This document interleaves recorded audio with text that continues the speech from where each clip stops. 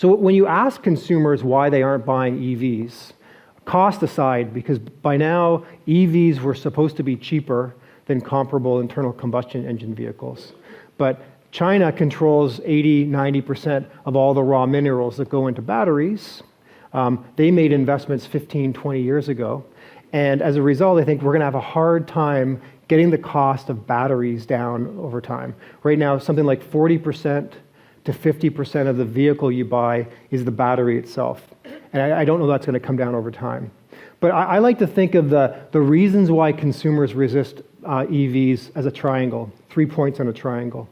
And those are the range itself, the charging infrastructure availability, and then the time to charge. And if any of those three are reduced or optimized, then the resistance can start to collapse. If we can get production cars that can do 1,000 miles on one charge, if you can be certain that there's going to be chargers on every single corner and available chargers, and they're working, and the electrical grid isn't going to melt, and then finally, the time to charge.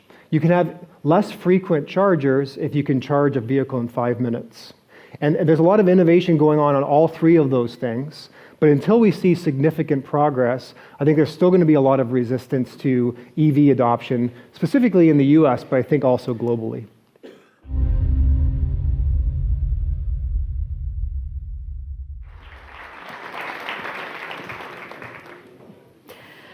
Como podem ver, os últimos anos foram dos mais animados de sempre no setor automóvel.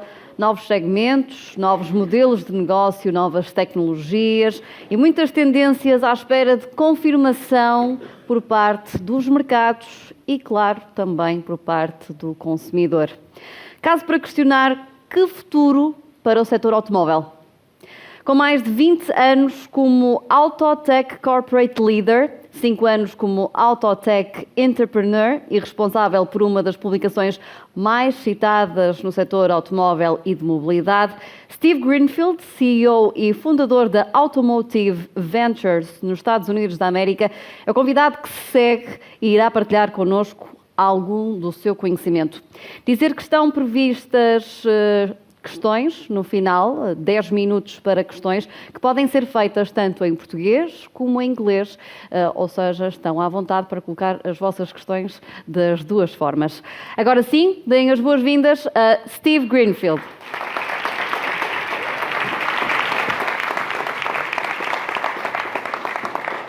Well, thank you very much, and it's an honor and a pleasure to be here today.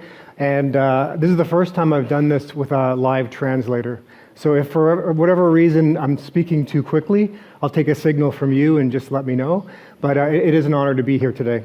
So let me start with a little housekeeping. I will send out this presentation to anyone who wants it. I'll set my contact information at the end of the presentation, but feel free to reach out to me either via LinkedIn or to my email, and we'll make sure we get you a copy of the presentation. My journey started in Toronto, so I'm from Canada originally. So if there's a translation problem, it might not only be with English, but you might hear my Canadian accent as well.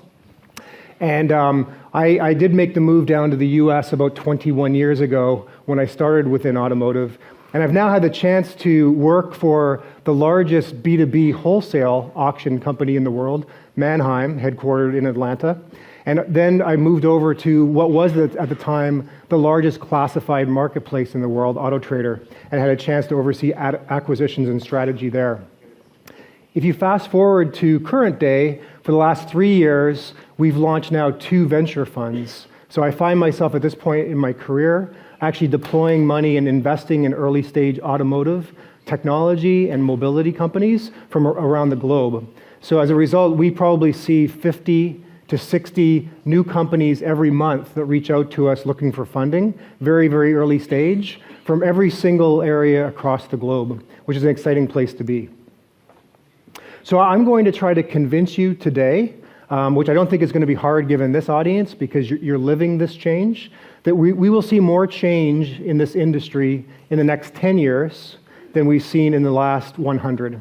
And you saw as evidence in that video, a lot of the way that we've sold and serviced vehicles for the last 100 years has stayed pretty stagnant, except the internet 25 years ago, which really changed where eyeballs chased content, pricing content, inventory content, sales content. But the vast majority of the transactions are still taking place face-to-face at dealerships, and that is quickly evolving. And there's a lot of interest from the manufacturers themselves, the automakers, to make that change even quicker, as we'll talk today about themes like selling directly and a shift away from the franchise model to more of an agency model. So what are the themes affecting automotive? And again, I don't have to sell you on this because you're living through these, but I would group them into four different groups. So first, in the upper left-hand corner, you've really got consumers' expectations changing, not so much within automotive, but outside of automotive. So we'll talk about categories. We heard from the gentleman from Vorton earlier today, and the expectations for consumers around convenience and sacrificing price discovery for convenience is changing their attitudes, consumers, especially younger consumers, as they come in and potentially buy their first vehicle. The transparency that the internet brought really compressed profit margins, specifically on the profit margin for new and used vehicles. And we'll talk a little bit about that today. I think that coming out of COVID, car dealerships will continue to be an environment where profit margins will be compressed. All the more reason to look at new software solutions like we saw earlier today with MarketView to help look at velocity, the turn time of vehicles, because it's going to become increasingly hard from a margin standpoint. In the lower left-hand corner, we've got electrification. We've heard a lot today about electrification. I'll talk about electrification too. Not only the momentum that electrification has, but some of the potential resistance that we're going to feel from consumers as well. So we should take a balanced view, and we'll talk a little bit about why many of the manufacturers have proclaimed they're going to go 100% EV.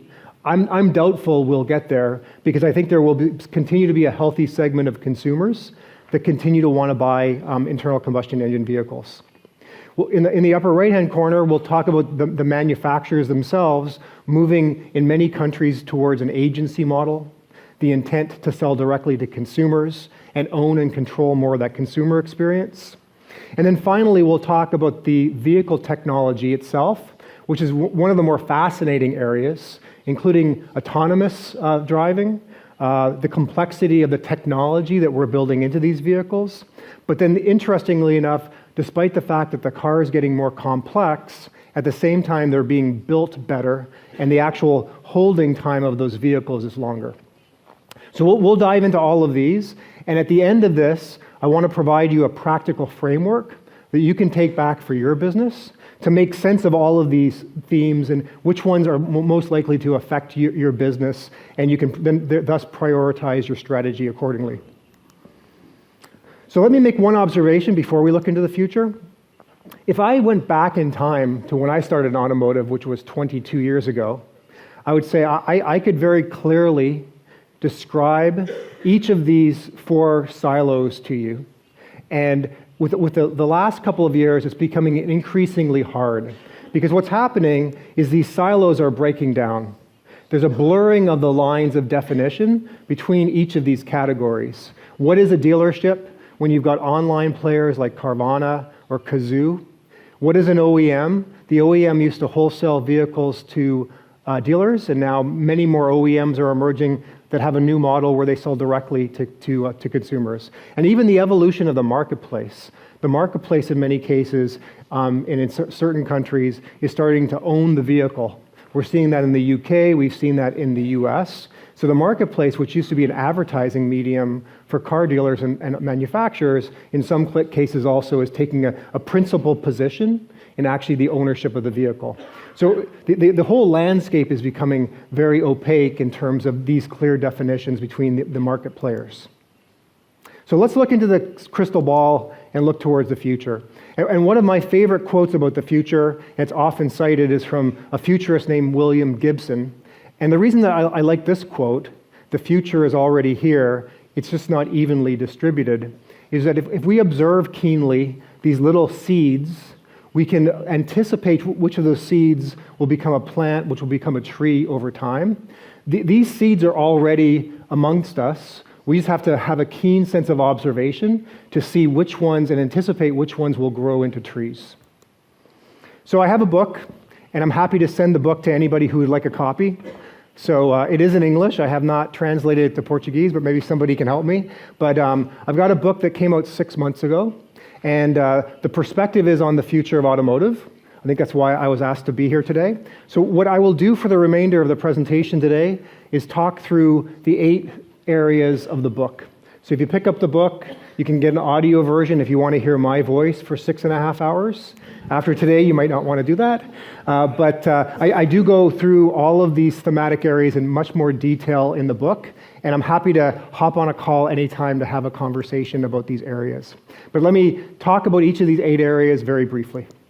So first, about the relationship between manufacturer and dealer. It's changing very quickly. And we've seen evidence of this both in Europe and in the US recently, with many more of the OEMs starting to establish a relationship directly with a consumer.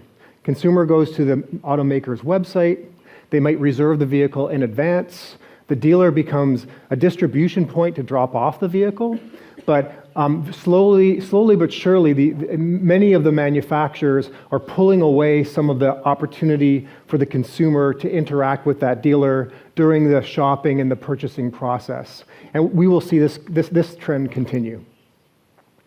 In the US, there are franchise laws we'll talk about that protect the dealer much more so than in other areas of the world, like in Europe.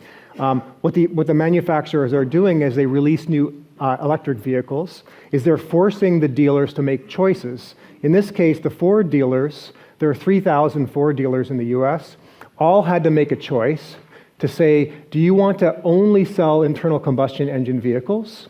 If you want to sell EVs, electric vehicles, you have to make significant facility upgrades, $500,000 or $1 million, to be able to participate in the sale of EVs.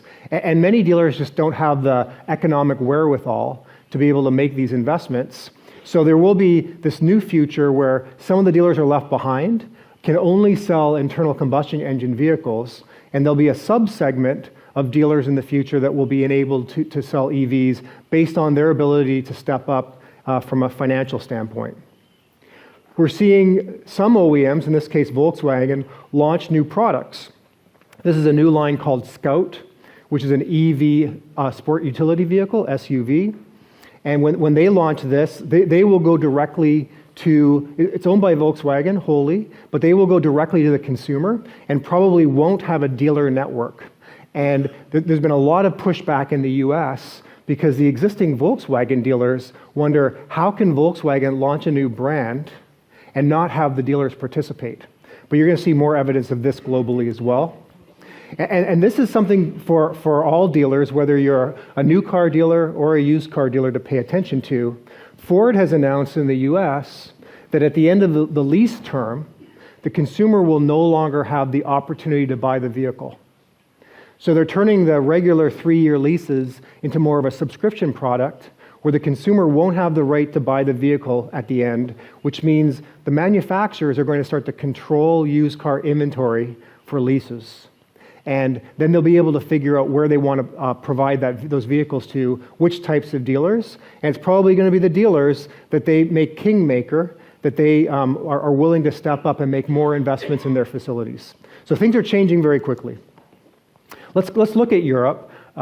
6 months ago, Stellantis terminated the franchise agreements with all of their dealerships in Europe. I'm sure many are represented in the room today.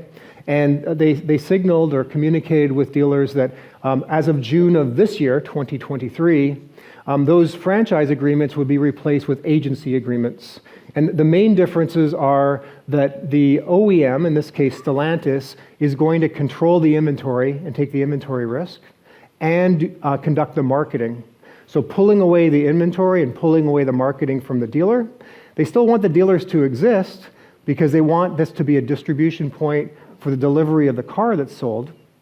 but they are, and they want the dealer to service these vehicles, but the friction, right, the tension between the manufacturers who want to control more of the experience with the consumer and the dealers will continue, and is continuing at an accelerated pace outside of the U.S., because as I said earlier, the U.S. has very protective franchise laws that protects those dealers for the time being. Stellantis believes they can cut 50% of the distribution costs by being more efficient. Many of these automakers are looking at Tesla's financials and saying, Tesla is much more efficient, they can make more profit per vehicle, and we want to mimic what Tesla is doing, capture more of the value chain. So they've got consultants working with the manufacturers to say, if you are able to control more of the experience directly, you can take out costs and be more profitable. And this is a lot of what's driving this change with the OEM and dealership relationship. Mercedes has done the same thing. They're looking at shrinking the footprint by 10 or 15% globally. And there is pushback, however. There's an interesting case, if you aren't observing this, you should be observing this, in Australia, both for Mercedes and for Honda. In this case, Mercedes did make the transition from a franchise model to an agency model 5 years ago. And more than half of the Mercedes stores in Australia are now suing Mercedes. They've taken them to court and there's a lawsuit. Their argument is that transition from a franchise model to an agency model was misrepresented, and there have been dire financial consequences to the Mercedes dealerships as well. This has not been resolved yet, but I think the world is watching to see how in the Australian courts this gets settled, because it may set some precedent for how things play out in other countries. And, you know, the foremost philosopher of our time, Mike Tyson, as he said, everybody has a plan until they get punched in the face. I think that what the automakers, and with all due respect to the automakers that are in the audience today, are operating at a very theoretical level. I think the first quarter, where they're reporting to an analyst, a financial analyst, and have to report that on their balance sheet, they're backing up new cars, and they have to take a huge write down of those assets that are depreciating. I think that'll be when there's a day of reckoning. And I think that they have a great idea, but I think in theory, probably we will come back to more of a franchise model. I think long term, the manufacturers won't have the aptitude or appetite, I should say, to keep that inventory on their balance sheets. So let's move on to the convenience economy. We heard from the gentleman from Vorten this morning, sort of the Amazon of Portugal. I think this gentleman, who was recently the wealthiest man on earth, you know, he was superseded by Elon Musk for a short time, although with Tesla stock price, that may be switching back sometime soon. But you know, he single-handedly has reset expectations for consumers. And the interesting thing about Amazon, if you're an Amazon Prime customer in the US, is there's this trade-off between what I would call price discovery, price realization, and convenience. So there's 167 million Amazon Prime customers that pay for next day delivery, pay a premium for that. And you know, it's very, very hard when you're on Amazon. I don't know what the Vorten consumer experience is like, but it's very, very hard now to shop for a product on Amazon and have certainty that you're getting the lowest price. I think we're conditioning a younger generation of shoppers to not negotiate. When you look at, I see, I'm getting to speak slowly, please, so let me slow down a little bit. When you look at large product categories in the US, for new products where you still negotiate price, what are they? Automobiles, I would say mattresses that you sleep on, and then furniture. Typically, those are the three product categories in the U.S. And I think the younger generation isn't going to have any interest in negotiating any longer. I don't know how things are here in Portugal, but the younger generation doesn't like confrontation. They don't like to have face-to-face interactions, period. Everything's through devices. And I do think that there's a future for future generation where we may sell every single vehicle without negotiation, which can be a great thing for manufacturers and for dealers, because sites like Amazon are training the next generation of consumers not to negotiate. Tesla has largely followed Amazon's lead. They provide a beautiful consumer experience around buying the vehicle. Where they fall down is the servicing of the vehicle. So you hear these horror stories about servicing vehicles. And then Carvana in the US and Cazoo in the UK are literally it's like a train wreck you're watching in slow motion. They're both literally imploding in real time. And they've built up these massive cost structures with the anticipation that they could squeeze out a lot of gross profit per unit sold for used vehicles, and it just hasn't played out. And there may be questions about Carvana and Cazoo, but really the short answer is that they built in these extra costs to go pick up the vehicle from the consumer's driveway and deliver the vehicle to the consumer's driveway. And those extra costs just break the financial model. If you had to do that for your businesses, it's likely you wouldn't turn a profit either. And they both bet, both Carvana and Cazoo, that they would get the national scale, and at some point in the future, they would become profitable. And they sold that to the financial markets, but it just has not materialized. And as they say in the US, the chickens have come home to roost, I think, with these business models. And it's, I don't know that either one of them survives, at least not in the current model that they have today. So let's talk about the crazy man, who I believe he may be the second wealthiest man on earth, because he's imploding with this purchase of Twitter.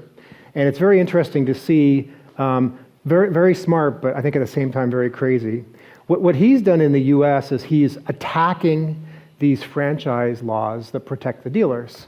And in blue and in green states, he's able to sell directly to consumers.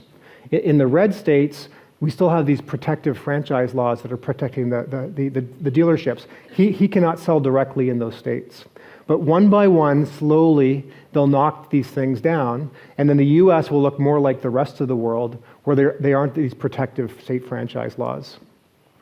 But behind Tesla has come Rivian, Lucid, and other direct OEMs, Polestar, for example, that now don't have these restrictions in the US and can sell directly.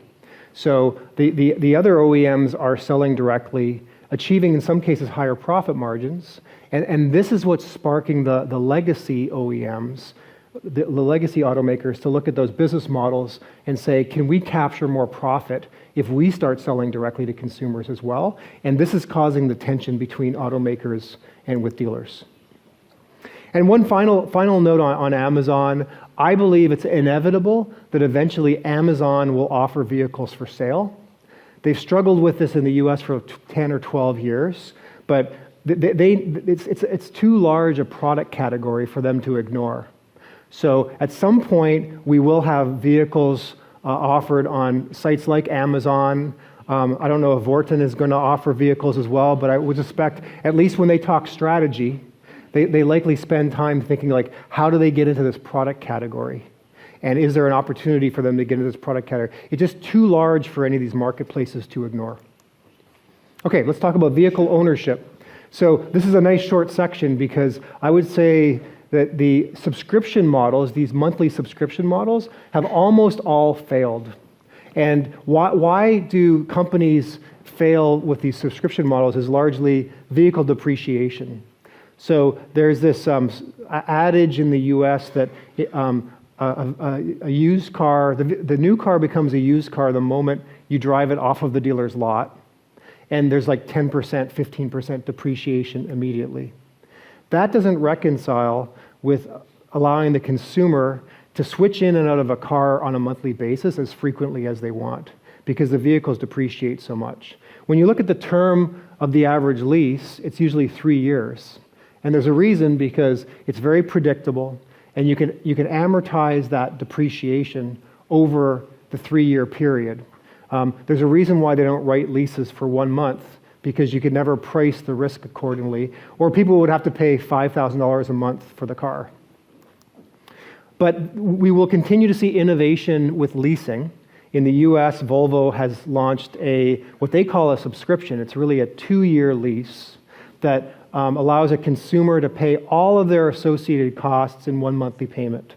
The vehicle payment and finance, the insurance for the vehicle, the warranty, and the roadside assistance all together. So they have a very predictable cost every month. And I think you'll see more of this. But these subscription services will be offered by the manufacturers, probably not third parties. Okay, let's get to some of the interesting areas. So let's talk about electrification. So I don't know where we are in Portugal today. I should have done my homework, but the US, we exited just under 10% of all new cars being plug-in electric in 2022. I saw a stat, I think in the Wall Street Journal this morning, that they say globally we had 10% of car sales were plug-in electrics last year. We hear, though, with Norway, they hit 70%, I believe, last year, so they're by far the leader. The US will be a laggard against Europe for some of the reasons that I'll talk about here. So consulting firms are forecasting in the US that we'll get to 50%, half of the cars, in the next 7 or 8 years by 2030 or 2032. I'm doubtful, and let me tell you why I'm doubtful. So when you ask consumers why they aren't buying EVs, cost aside, because by now EVs were supposed to be cheaper than comparable internal combustion engine vehicles. But China controls 80-90% of all the raw minerals that go into batteries. They made investments 15, 20 years ago. And as a result, I think we're going to have a hard time getting the cost of batteries down over time. Right now, something like 40% to 50% of the vehicle you buy is the battery itself. And I don't know that's going to come down over time. But I like to think of the reasons why consumers resist EVs as a triangle, 3 points on a triangle. And those are the range itself, the charging infrastructure availability, and then the time to charge. And if any of those three are reduced or optimized, then the resistance can start to collapse. If we can get production cars that can do 1,000 miles on one charge, if you can be certain that there's going to be chargers on every single corner and available chargers, and they're working, and the electrical grid isn't going to melt, and then finally, the time to charge. You can have less frequent chargers if you can charge a vehicle in 5 minutes. And there's a lot of innovation going on all three of those things. But until we see significant progress, I think there's still going to be a lot of resistance to EV adoption, specifically in the US, but I think also globally. But we continue to hear manufacturers proclaiming that they're going to go 100% EV. So how do we reconcile these two things? We don't know that the consumer is going to be ready for EVs, but we have CEOs of publicly traded automakers saying we're going to be 100% EV. And I believe it's really appeasing Wall Street. Because I can tell you this, if you're Mary Barra, the CEO of GM, she's 63 right now. By 2035, she will not be the CEO. So there'll be no accountability. And by 2030, 5 years from now, if all of a sudden, the demand isn't there, she won't be around to be accountable. And they can always backtrack and say, the consumer isn't ready. The consumer isn't ready. And I'll talk about the switch over to EVs because it's not an insignificant amount of money that they're spending. In fact, this came out in Reuters recently saying collectively the legacy automakers are spending more than $1 trillion to retool their plants. And if you're an automaker, how do you make those decisions in terms of timing? You don't want to be too early and retool all of your plants to EV before the consumer is ready, but you don't want to be too slow because we've seen Honda and Toyota, for example, have to fast track now that EVs are gaining some momentum. So this is a big, huge billion-trillion-dollar bets on timing that's uncertain.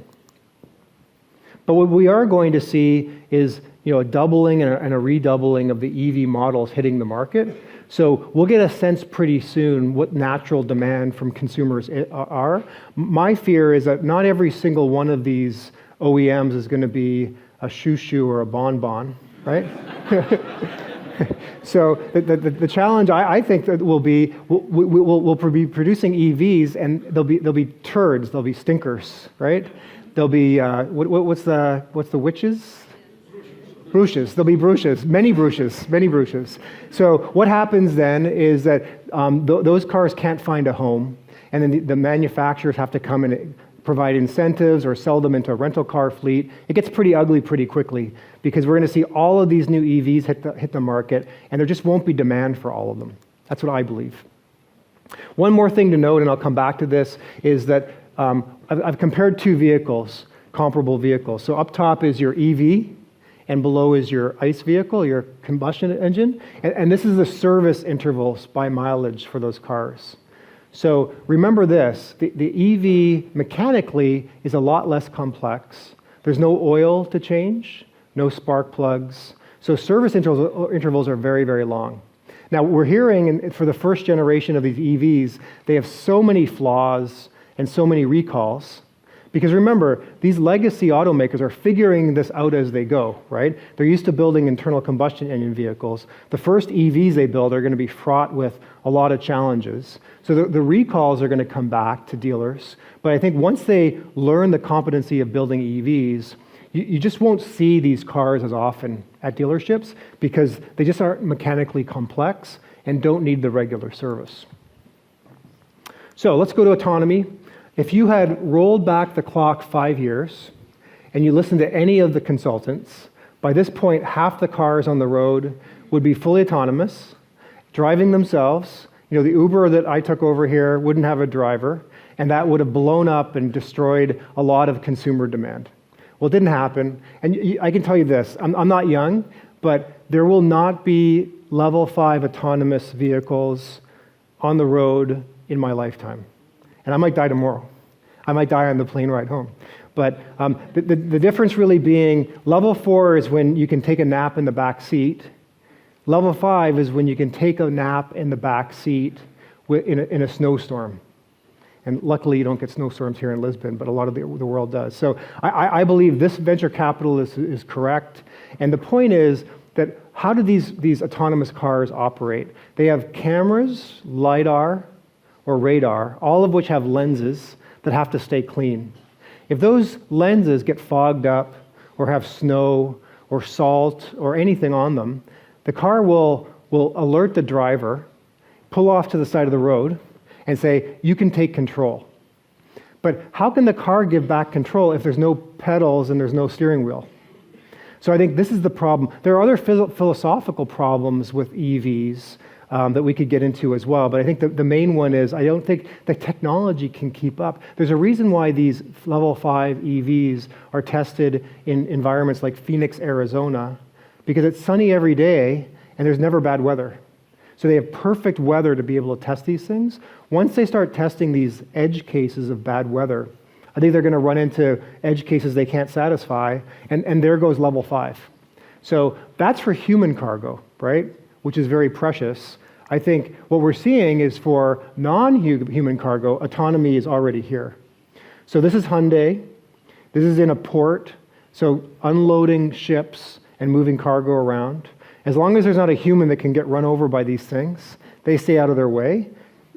These things are great. Robots can run the whole shipyard. This is interesting. We're about to see this on roads, both in Europe and in the US. There will be a driver in that truck, but there won't be drivers in the rest of the trucks. And one hint, don't try to get between them. Because these will be driving down the highway at 100 kilometers an hour, 130 kilometers an hour, and you'll see a driver in the first truck, but there won't be drivers in the rest of them. And it's going to greatly alleviate any strain there is on labor today, because we're going to find efficiencies. And these will be able to drive long distances, right, with no problem at all. There may even be dedicated lanes on highways, and it's an alternative to putting things on trains. But this is technology that's already being tested, and while I say you'll never see level 5 in my lifetime, you'll see this in the next year or so. You'll see this technology. You'll see small vehicles delivering non-human cargo to your house. So in this case, you pull out your phone with your QR code, you'll walk up to it and swipe that middle area. The door will open and you'll retrieve your groceries. So this is happening now. They're testing this in the US. They may be testing it in Europe as well. But you'll start to see this. And then, grandma in her walker will have to navigate around this thing, which will compete for sidewalk space, which is going to be interesting. And then you're seeing also Amazon and Walmart in the US spending a lot of money and time on drones. And you may dismiss this, but the testing's already going on. For light packages, 1.5 kilograms or less, these drones will be able to drop these off at your home or your apartment complex. There'll be designated mailboxes for these things. And the interesting thing is that this will now allow us to have delivery within 10, 15, 20 minutes. Because by the time you buy the product on your app, they can dispatch that, attach that to a drone. The drone can be dispatched, and by the time you're done sending your order in, the product could literally be landing on your front doorstep. So it's a new world, and there's stories in the U.S. Being so gun happy that people are shooting these things down when they come across their yard. So I don't know how people are going to fight for the airspace over their yard, but it's hunting season, I guess, for drones. So two more, connectivity. So we get to some really interesting stuff here. So a year and a half ago, this article came out, and Tesla announced that they were going to remove the passenger seat lumbar support from the vehicle. And the reason is because 97% of cars never touch that option, never adjust the lumbar support. So the cars now have sensors. The manufacturers are collecting data from those sensors, and they can tell which buttons you push. So they can tell which months you use heated seats, how often you use cruise control, and they'll be able to start either removing content that is never used or charging consumers more for buttons that are pushed more often.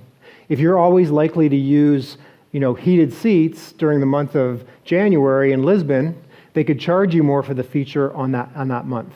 So your cars are now aware. The manufacturers are collecting data off of your cars, and they'll be able to influence what they build, the configuration, and how they charge for those configurations. Mary Barra, a year ago, stood up at an investor conference and said, you can think of us as device makers. We're going to make the phone, but the real money is going to be selling software applications on top of the phone after we sell the device. So don't think of us as a device maker anymore. Think of us as a software company. And Wall Street analysts love this stuff, right? The stock shot up October of last year as a result. So what this means, though, is that not only are manufacturers having to retool their factories to transform to EVs, but now they're going to spend tens of billions of dollars building a software competency. And you're going to hear more about the software-defined vehicle, because everyone wants to be Tesla. Tesla started with the software and then built the car around it. We've got legacy automakers who are very competent at building cars. Now they have to suddenly leap forward and build a competency around software to be able to compete with Tesla, Rivian, Lucid, etc. And I think this spells something really, really bad in the future, because I believe automakers aren't going to be able to do both of these at the same time. So they can't possibly become competent around EVs and at the same time become software companies. So I think there will be tens of billions of dollars spent, and then we've seen this movie before. We'll find out 5 or 10 years from now, they'll have to write off those losses, and you'll find the automakers likely will be acquiring software companies and won't be successful for the most part migrating to being software companies because they're just not good at it. And by the way, they're going to be distracted by this transition to EVs at the very same time. So the legacy manufacturers, like I said with GM, are claiming that they're going to generate $20 to $30 billion each of new high margin revenue per year based on subscription products. So where are those going to come from? Well, Porsche has said in the future, consumers are going to be able to unlock another 50 horsepower for a monthly payment. We saw earlier this year, BMW got a lot of backlash when they said, for rear heated seats in Korea, you can either pay $1,000 up front or $18 a month. And there's a lot of pushback from consumers. We've heard of other manufacturers, Mercedes has said that they're going to allow consumers to unlock additional power, which is going to decrease the 0 to 100 kilometers time. So the manufacturers are now thinking about the efficiencies of building a lot of functionality and features into the car. And even if the consumer who buys that car initially doesn't unlock those features, they can later on come back to that consumer and try to convince them to pay a monthly fee to unlock a bunch of features. The big uncertainty is, will the OEMs, will the automakers share any of that revenue with the dealers? So if you're a dealer, many dealers in the room today, and you sell the consumer a Mercedes, and then 6 months later, that consumer elects to pay Mercedes some fee to unlock additional power, will you even be alerted that your customer unlocked some features? And what will the revenue share be back to that original dealer who may not even know that the consumer unlocked that feature? And I imagine the same thing's happening here in Europe, but in the US, negotiations are going on right now between the dealers and the manufacturer to negotiate the revenue share on these features as they get rolled out in the future. I think for the independent dealers in the audience, there's a great opportunity here because when you take that Mercedes in as a trade-in, that consumer is going to want an assurance that they're not going to be charged for that feature any longer. So you're going to have to wipe off all those enhanced features, but then when you demo the car, you allow the next consumer who comes in to test drive the car, you can upsell them all these fancy features. And I think in that case, it's likely that the independent dealer will have an opportunity to participate very richly in all that revenue share. But it's a new world, and you're going to need a much more sophisticated salesperson to be able to navigate around, hey, you can pay me extra for extra features, let me demonstrate those features, and then collect the credit card to be able to charge them on a recurring base. So last thing, I know I'm a little bit over here. Over-the-air updates, which is very related. So again, to use Tesla as a good example. So 5 years ago, the Tesla Model 3 came out, and when it was reviewed, the reviewers gave it a very, very bad rank. They said, this car's braking is horrible. The braking is worse than a full-size pickup truck. And then Elon Musk, as is typical fashion, he gets angry, and 3 days later, he goes back and says, would you mind testing the car again? And they said, they resisted. They said, if we test the same car, we'll use the same methods, and we'll have the same results. And he said, no, please test the car again. They retested the car, and the braking from 100 kilometers to 0 shrunk by 20 feet. No technician touched the car. This is all through an over-the-air update via Wi-Fi. And this incident 5 years ago opened the eyes to all the other manufacturers to say, we've got to learn software. It's a new era we're entering. If we can push a software update to a car and change the driving dynamics of a vehicle, what else can we do? Which has germinated all these ideas about subscription services. So where are we now? Now we've got subscription services. In some cases, for some manufacturers, they're pretty ugly. They're not very efficient, but we're learning. One consulting firm in the US believes that 1/3 of all, or 33% of all warranty work is going to go away entirely with software updates. Consumers will no longer have to bring their vehicle in to get serviced for warranty work because we can change the dynamics of the car just through a software update. Another consulting firm, these are billions of dollars saved per year. So if you look at 2025, this consulting firm believes because of over-the-air OTA software updates, OEMs collectively are going to save $60 billion a year in warranty and recall avoidance. So there's huge cost savings in addition to all these subscription services. So the legacy automakers are seeing dollar signs. And remember, like I said earlier, the actual moving parts in an EV are much less than a comparable ICE vehicle. So if you look at over the lifetime ownership of that vehicle, there'll be about 40% fewer parts sold. So not only will dealers see fewer of these cars in for service, but you're also going to sell fewer parts because the cars themselves are going to become less complex. And Jose Munoz, the CEO of Hyundai, says that his rule of thumb is that these electric vehicles are only going to need about 1/3 or 33% of the service needs of a comparable internal combustion engine vehicle. One of the interesting things to observe is service defection. So in the US, and I imagine it's the same in Europe, the customers are fairly loyal. They bring their cars back for service for the duration of the warranty period, which is usually like 3 years, 30,000 miles, 50,000 kilometers. But at the end of the warranty period, consumers in the US are no longer very loyal. They take their vehicles to an independent repair shop. I think what we're going to see is a flattening of this curve.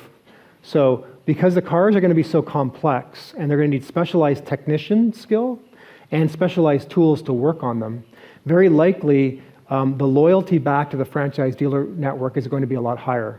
So everything that I said about EVs having longer service intervals, being less complex, is true, but I think over the lifetime of that vehicle's ownership, that consumer is going to be much more loyal to bringing the car back to a franchise dealer. So you might get more money from the consumer over their entire lifetime, just it's going to take a lot longer to get that money out of the consumer. And then this is disrupting the independent repair shops, as you can imagine, because will they have the technician skill and the tools to be able to work on these vehicles? So finally, let's wrap it all up before Nuno grabs me off stage here. So let's talk about the future. So there are all of these different trends, and it's hard for me to stay up to date on these trends, and I think it's hard for all of us to stay up to date on these trends and understand which ones we should be paying attention to and which ones are going to have the biggest effect on our business. Pre-COVID-19, we did see in the US what we called margin compression. Every year, the profit margin for dealers as a percentage of all revenue was slowly coming down. A lot of this was driven through transparency. Consumers had better information about pricing on both new and used vehicles. They knew the price for their trade-in. They knew the price that they wanted to pay for the car, and they could prove it. And the salesperson had a harder time negotiating with the consumer overall. I don't think that we're going to see a comet coming for the earth and it's going to blow up the dealer network, and largely because of this. I liken the operation of a dealership to be like squeezing a water-filled balloon. And if you've ever squeezed a water-filled balloon, you push on one area and it pops out another area. You push on one area, it pops out another area. And the beautiful thing about the dealership model is you aren't just running one operation within a dealership. Under the rooftop of a dealership, you can have 3 up to 10 different operations. You can have service and parts. You can have used car operations. You can have new car operations. You can have financing of vehicles. You can sell insurance products. You can sell parts and accessories. And some dealers even have collision repair shops as well attached. In the US, it's about 1/3 of dealers. But the nice thing is that as pressures mount on certain areas, certain departments within the dealers have always been able to reallocate people, resources, and money to different departments to maintain profitability. And this is one of the most resilient things about the franchise dealer model. So I would say practical advice is every dealer I've ever met is in a 30-day cycle. They're very focused on hitting sales targets for one individual month. And it may be different in Portugal, but I'm willing to bet most of your operators are focused on hitting their numbers by the end of the month, and then it resets at the beginning of the next month, and then they're off to the races again. It's a new month, and they're trying to hit sales targets for that month, financial targets. And I think we collectively have to look at the horizon, take our heads out of that operations, look at the horizon, and look at all of these trends. So what I would recommend as I part is this. So take a very standard risk matrix where on this axis you look at, for any of these risks, any of these trends, you look at the probability. Is it absolutely going to happen, or is there zero chance of it happening? And then if that risk happens, what's the impact financially to your business? Is it minor or is it significant? And if you take all those trends and you map them, I took my attempt, but you should do this with your leadership. Look at all these trends, just map them probability to significance, and anything in green you don't need to worry about, because either it has a low probability of occurring, or the impact is going to be very minor on your operations. Anything that has a high probability of happening and will have a significant financial impact on your business, those are the few things you need to be paying attention to, build a strategic roadmap around, and prepare for. I believe it's these things, and I'll get you this presentation. I believe these are the 8 things that dealers should particularly be paying attention to right now, because they do have a high probability of occurring and have a significant financial impact. And that's it. I would say that if you're interested in this kind of information, we do publish a weekly newsletter that's for free. I apologize, it is in English. But if you want that, you can go to automotiveventures.com. And then we also are investing in early stage companies. So if you're interested in investing in early stage companies in the mobility and automotive space globally, we do have an investment club. There's no cost to join, and we'll send you investments every month. And if you're ever interested in any of them, you can reach out to me to learn more. So with that, that's everything I have here. I think